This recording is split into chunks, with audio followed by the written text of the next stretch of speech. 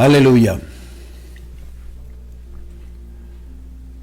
Ezequiel 34:17 nos dice así la palabra: mas en cuanto a vosotras, ovejas mías, así ha dicho Jehová el Señor: he aquí yo juzgo entre oveja y oveja, entre carneros y machos cabríos. Gracias, Señor, porque de nuevo me permites poner tu palabra, tu bendita palabra. Y en el nombre que es sobre todo nombre, Señor, me dispongo a exponer tu palabra bajo la guianza del Espíritu Santo, para que me siga ayudando, Señor. Gracias. Ovejas contra carneros es el tema que quiero compartir ahora con ustedes. En el capítulo 17 de Ezequiel, este profeta era aficionado a las alegorías, como lo indican este capítulo, y el anterior, la gran águila o buitre, es Nabucodonosor, el collado del cedro. Se refiere a Joacim y el principal de sus renuevos, a sus príncipes. Estos fueron llevados cautivos a Babilonia en el año 597 a.C. La simiente de la tierra era Sedequías, a quien Nabucodonosor puso sobre el trono de Judá. La otra gran águila es el faraón Ofra, cuya ayuda Sedequías buscó en su rebelión contra Nabucodonosor. Sedequías había jurado alianza con Nabucodonosor, pero ahora se rebelaba en su contra y buscaba la ayuda de Egipto. El resultado sería el cautiverio de Sedequías en Babilonia, porque había quebrantado su convenio. El capítulo se cierra con una breve profecía mesiánica. El renuevo es el rey del linaje de David que al fin reinará. Este es uno de los capítulos más significativos de Ezequiel por su enseñanza sobre la responsabilidad individual. Esta se necesitaba para equilibrar la idea de culpabilidad nacional. Había entonces un proverbio popular muy conocido: los padres comieron las uvas agrias y los dientes de los hijos tienen la dentera. La generación que había sido llevada cautiva se quejaba de que estaba sufriendo injustamente por causa de los pecados de generaciones anteriores.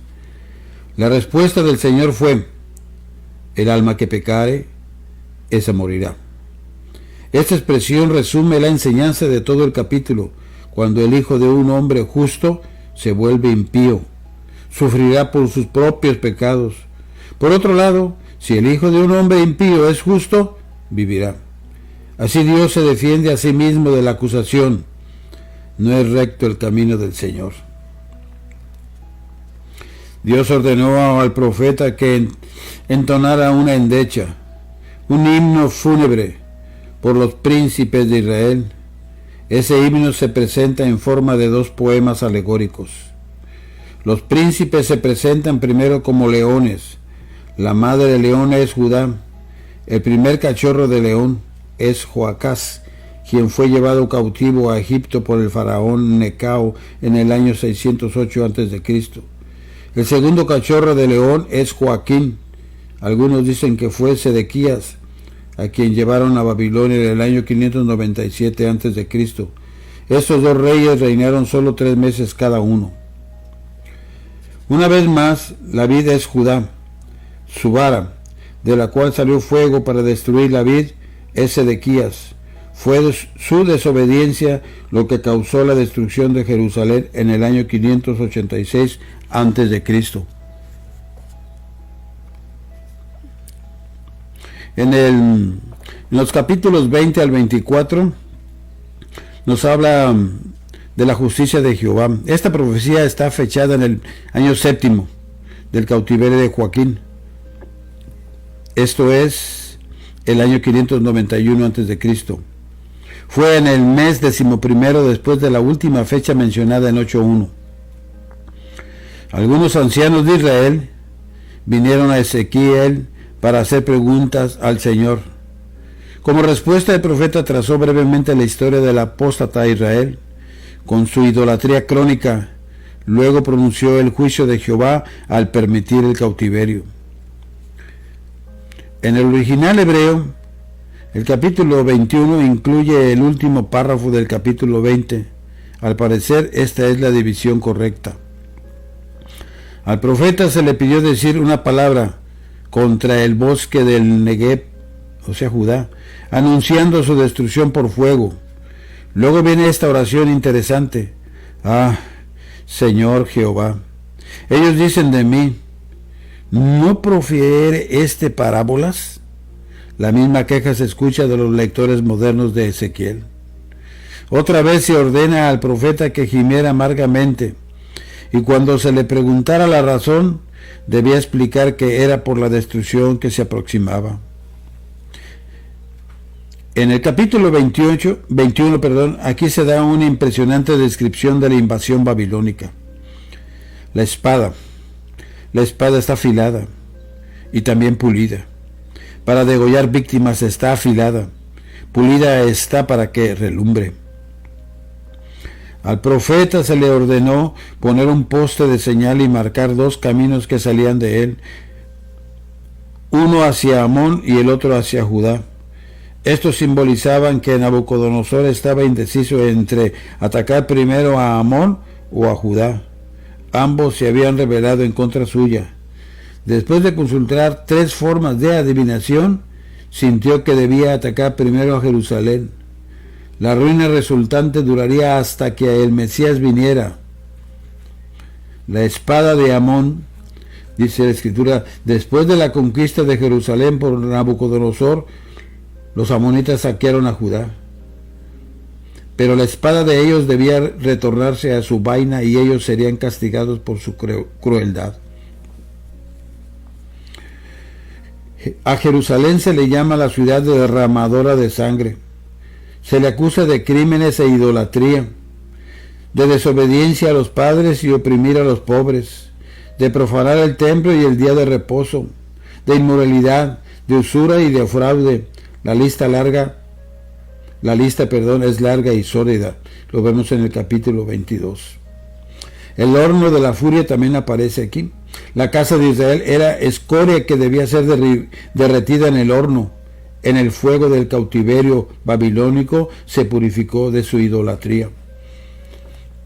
Los profetas, los sacerdotes, los príncipes, la gente en general, todos habían pecado gravemente en contra de Dios y sus semejantes. Desgraciadamente no había ningún intercedor, y busqué entre ellos hombre que hiciese vallado y que se pusiese en la brecha delante de mí a favor de la tierra, para que yo no lo destruyese, y no lo hallé. En el capítulo 23 vemos una vez más a Ezequiel da una profecía en forma de alegoría, la de las 2 hermanas, Ahola y Aholiba. La primera representa a Samaria y la segunda a Jerusalén. Igual que en el capítulo 16 dice que Judá ha sido más culpable que Israel porque no prestó atención a las advertencias dadas por la caída de Samaria en el año 722 a.C. Por el contrario, adulteró con Asiria y Babilonia. El lenguaje usado aquí es típicamente oriental, pero no se debe pasar por alto la lección trágica. En el capítulo 24 esta profecía está fechada en el año 9, en el mes 10, a los 10 días del mes. Esto fue enero del año 588 a.C. Jehová le dijo al profeta que este sería el día en que Nabucodonosor comenzaría el sitio a Jerusalén. Quizá el profeta estaba destazando un cordero y poniéndolo en una olla para hervirlo cuando el Señor le dio esta parábola. La olla era Jerusalén.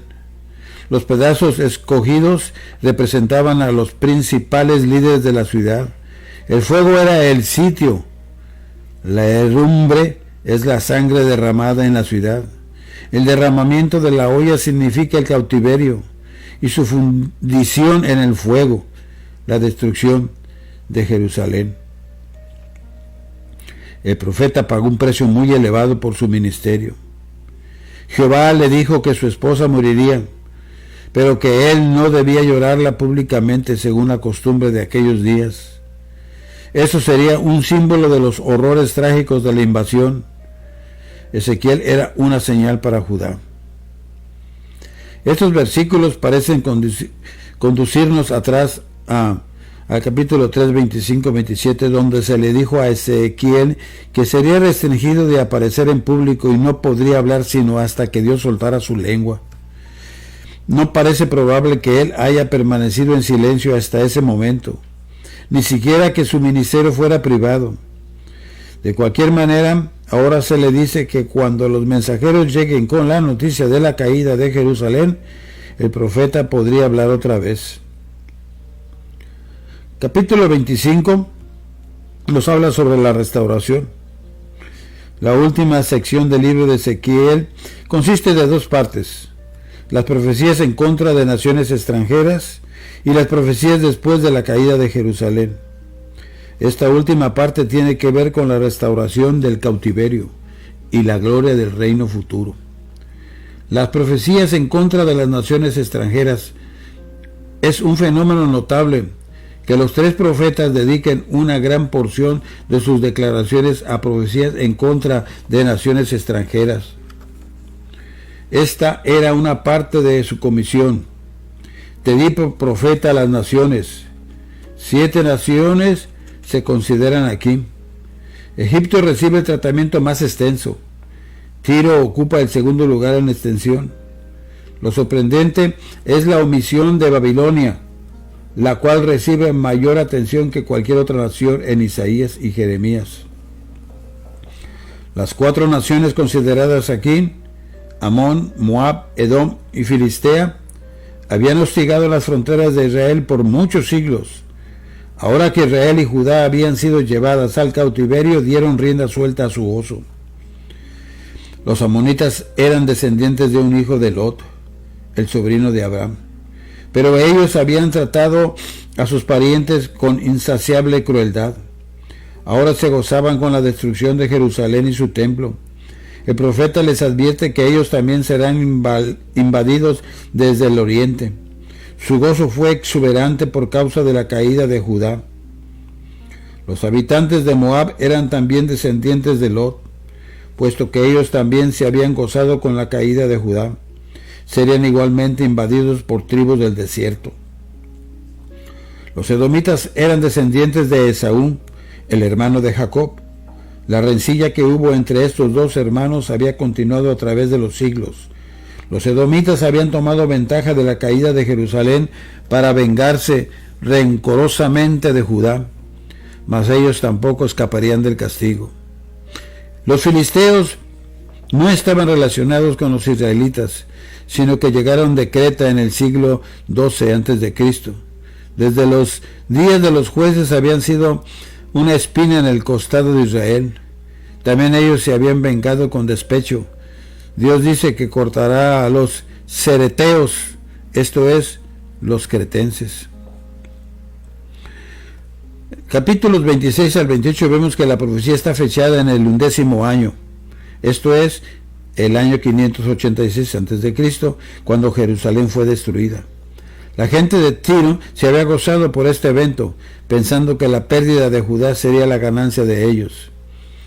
A causa de su posición en una isla que la hacía casi inconquistable, Tiro era orgullosa y arrogante. Se dice que Nabucodonosor la sitió por un periodo de 12 años antes de que fuera sometida. Le dio a Alejandro el Grande más trabajo que cualquier otra ciudad. Al fin, este resolvió el problema construyendo un camino de 800 metros de ancho desde tierra firme hasta la isla. Ahora se puede transitar en auto sobre ese terreplén y ver las ruinas. La profecía de que tendedero de redes será en medio del mar se cumplió literalmente. Fenicia, de la cual Tiro era la ciudad principal, fue la nación más sobresaliente en el comercio marítimo en los tiempos antiguos. Había desarrollado colonias por todo el norte de África, hasta el Océano Atlántico, pero se hundió en el olvido, de acuerdo a lo que Dios predijo por medio de su profeta. Hoy, el puerto y la capital del Líbano, o sea, la antigua Fenicia, es Beirut, al norte de Tiro y Sidón. En el capítulo 27, a Ezequiel se le ordenó decir lamentos por Tiro. El alcance tremendo de su comercio marítimo se describe vívidamente. Las ciudades y las naciones anotadas aquí componían casi todo el mundo conocido de aquellos días. Pero su destrucción también se describe.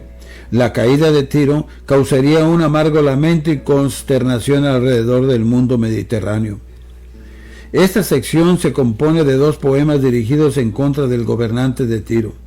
El primero es dirigido al príncipe de Tiro, el segundo al rey de Tiro, probablemente el mismo individuo.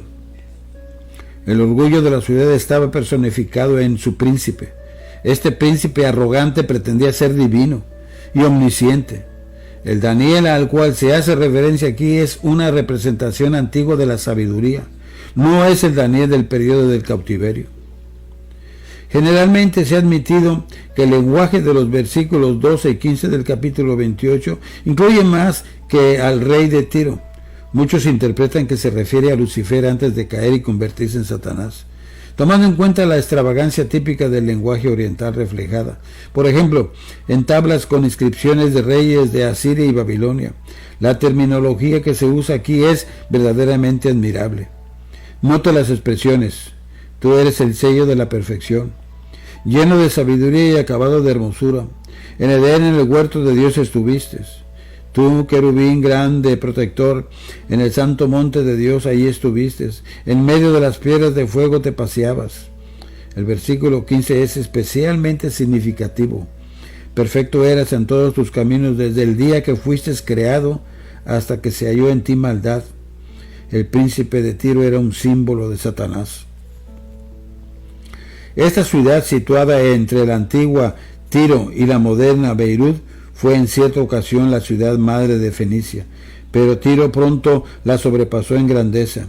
Quizá el remanente de Judá temía que Sidón sucediera a Tiro como una amenaza para su paz, pero se le dio la sorpresa de que nunca más será a la casa de Israel espina desgarradora.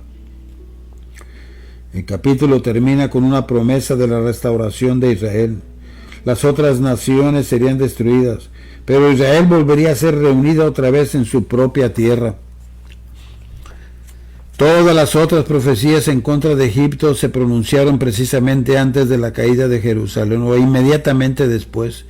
Esto es, en los años 587 a 585 antes de Cristo. Egipto era responsable de haber introducido la idolatría entre el pueblo de Dios y había animado a Judá para rebelarse en contra de Asiria y Babilonia. En el año 10, en el mes 10, se le ordenó a Ezequiel que pronunciara la profecía en contra del faraón Ofra, el gran dragón. Este rey orgulloso pretendía ser creador del Nilo, pero Dios dijo que él pondría garfios en su quijada y lo arrojaría al desierto. Egipto había sido para Israel solo un báculo de caña que se rompió fácilmente. Después de 40 años, Egipto sería restaurado, pero sería el más humilde de los reinos y ya no una amenaza para Israel. En abril del año 571 antes de Cristo, en el capítulo 29 lo vemos, Nabucodonosor acababa de subyugar a Tiro después de sitiarla durante 12 años. Pero los tirios estuvieron suficiente tiempo para despachar por barco todas sus mercaderías de valor, de manera que los babilonios recibieron muy poco botín a cambio de su arduo trabajo. En contra de Tiro, por lo tanto, Dios prometió dar el acaudalado Egipto a Nabucodonosor como pago. Este monarca marchó hacia el sur en el año 568 a.C. y recibió su recompensa. El punto de vista es que Dios había usado a Nabucodonosor como instrumento para castigar a las otras naciones, pero se le pagaría por sus servicios. El día de Jehová, lo vemos en el capítulo 30, el día del juicio, vendría sobre Egipto. Nabucodonosor sería el mensajero que visitaría a Egipto con destrucción. Los ídolos de Egipto serían totalmente destruidos. Algunos quizá todavía se preguntaban, ¿quién ganaría al fin? ¿Si Egipto o Babilonia? Ezequiel categóricamente dijo que Jehová estaba del lado de Nabucodonosor, quien a su vez conquistaría Egipto. Solo mediante la inspiración divina pudo el profeta saber el fin de la lucha por el poder. En el capítulo 31, el término asirio en el versículo 3 es sin duda un error, debido quizá a una confusión de Asur, o sea que cedro, con Asur, que significa Asiria. La última frase del capítulo claramente dice: este es Faraón y todo su pueblo, dice Jehová el Señor. Así que el capítulo comienza en el versículo 2 y termina con Faraón. Se le presenta como un cedro alto, orgulloso y vanidoso, pero por causa de su orgullo será talado. En el capítulo 32, este capítulo está claramente dividido en dos himnos fúnebres. Uno es para Faraón y el otro para Egipto. El primero está fechado el primer día del mes 12º, 6 meses después de la caída de Jerusalén. El segundo está fechado 2 semanas después, en el día 15. En el primer himno se compara a Faraón con un dragón de los mares, a quien Dios echaría en tierra. Nabucodonosor pondría fin al reinado orgulloso del Faraón. En el capítulo 33 al 39 vemos las profecías de Ezequiel acerca de Judá, pronunciadas antes de la caída de Jerusalén en el año 586. Sobresalen mayormente por la condenación de la gente por sus pecados y las advertencias del castigo. El mismo tono caracteriza los juicios en contra de las naciones extranjeras. Pero en la última sección del libro, él mira más allá del cautiverio a la restauración y a la gloria futura de Israel. Veamos la responsabilidad personal en el capítulo 33. Esta sección es muy similar a la comisión original del profeta. En ambos se hace énfasis en la responsabilidad de una atalaya. Cada individuo determina su propio destino. De acuerdo a lo que se dice ahí, en el capítulo 18 la gente decía: no es recto el camino del Señor. Las nuevas de la caída de Jerusalén en el año 586 a.C. llegaron hasta Ezequiel después de 6 meses del evento. Fue entonces cuando dejó de estar callado. Parece que poco antes de ese tiempo él había escrito algunas profecías en contra de las naciones extranjeras, pero no le fue posible profetizar a los judíos. Este fue el mensaje para los sobrevivientes de Judá, los que habitan aquellos lugares asolados en la tierra de Israel. Fue una advertencia de castigo por su idolatría y adulterio. Dios informó a Ezequiel que los judíos en Babilonia que vinieron a él no estaban acatando su mensaje. Y he aquí que tú eres a ellos como cantor de amores, hermoso de voz y que canta bien, y oirán tus palabras, pero no las pondrán por obra. Pasemos al capítulo 34. Vean, se trata de los pastores egoístas. Los gobernantes de la nación se comparan con pastores que se alimentan a sí mismos en vez de alimentar a las ovejas. Esquilaban las ovejas en vez de alimentarlas, pero Dios demandará las ovejas de sus manos. El buen pastor buscará sus ovejas, las traerá a su redil y las volverá a alimentar. El lenguaje usado aquí nos recuerda el de Salmos 23 y Juan 10. El buen pastor actuará como juez, separando las ovejas de los carneros. La promesa del versículo 23 es mesiánica. Cristo será el buen pastor. Veamos el juicio de Edom en el capítulo 35. Edom sería castigada por causa de su enemistad perpetua con Israel. Sería puesta en asolamiento perpetuo. La restauración y regeneración, esto lo vemos en el capítulo 36. Aquí se promete que Dios juntará a todos los israelitas de todos los países y los traerá a su propia tierra.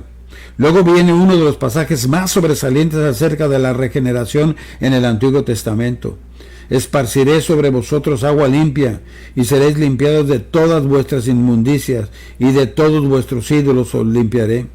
Os daré corazón nuevo, y pondré espíritu nuevo dentro de vosotros, y quitaré de vuestra carne el corazón de piedra, y os daré un corazón de carne, y pondré dentro de vosotros mi espíritu, y haré que andéis en mis estatutos, y guardéis mis preceptos, y los pongáis por obra. Alabado sea el nombre del Señor, porque así lo ha hecho.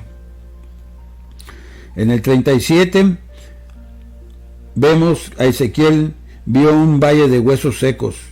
Luego se le preguntó, ¿vivirán estos huesos? En otras palabras, ¿podría la nación muerta de Judá volver a vivir?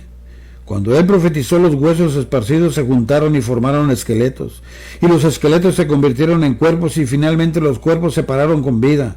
Por medio de esta visión, Dios prometió el avivamiento de Israel. El profeta tenía que tomar 2 palos, escribir en uno Judá y en el otro Efraín. Luego tenía que juntarlos el uno con el otro para que se volvieran uno en su mano. Esto simbolizaba la reunión de las 12 tribus. En los capítulos 38 y 39 nos habla de Gog, el príncipe de la tierra de Magog. Vendrá contra el pueblo de Dios, pero el Señor peleará en contra de él. Llevará a Israel 7 meses para enterrar a los muertos. A menudo se ha identificado a Magog, correcta o incorrectamente, con Rusia. Ciertamente los eventos de los últimos años añaden significado a esta interpretación. En los capítulos 40 al 48, en el año 25 del cautiverio, ¿verdad?, Ezequiel recibió una visión del templo futuro. Las medidas y el mobiliario se dan en detalle. Algunos sostienen que estas son las medidas de un templo literal que ha de ser edificado antes o después de que Cristo venga. Parece mejor interpretarlo como un símbolo del nuevo reino espiritual. Lo más importante es que la gloria del Señor llenó la casa de Dios. Se dan instrucciones detalladas para el príncipe, los sacerdotes, las porciones para los sacerdotes y el príncipe, la adoración del príncipe y el pueblo. Las reglas son tan específicas como las que encontramos en Levítico. Esta descripción es paralela a Apocalipsis. Vemos en el capítulo 47, ¿verdad? En Apocalipsis 22, del 1 al 2, el profeta ve un río de la vida corriendo desde el santuario que proveerá vida y sanidad. Al profeta se le indican las fronteras de la tierra y las asignaciones para las tribus en el capítulo 48. O sea, los sacerdotes y los príncipes también. El libro se cierra con la descripción de la ciudad santa, Jerusalén. Así es que, gloria a Dios, que todo esto haya sido para cada uno de ustedes, porque para mí fue una bendición. Casi a la mayoría de la gente no le gusta el estudio, le gustan más otras cosas. Pero si no tenemos estudio, si no tenemos educación de la palabra del Señor, pronto las personas serán engañadas. Tenemos que leer, y no solamente leer, sino escudriñar la palabra de Dios, estudiar y volver a estudiar y volver a estudiar. Así lo pide el Señor, para que no seamos engañados por los falsos profetas. Que Dios me lo siga bendiciendo, y así estoy despedido, y le doy gracias a Dios y a usted que nos permite entrar a su hogar por este medio. Que Dios me lo siga bendiciendo.